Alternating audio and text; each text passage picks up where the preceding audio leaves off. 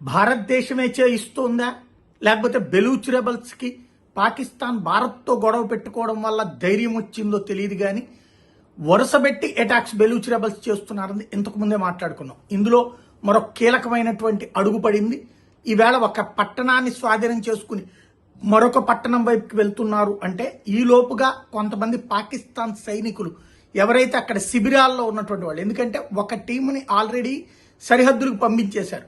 కేవలం అక్కడ ఓ రకంగా చెప్పాలంటే 800 నుంచి 1000 మంది సైనికులు ఉండే చోట ఇప్పుడు 100 నుంచి 150 మంది ఉన్నారు.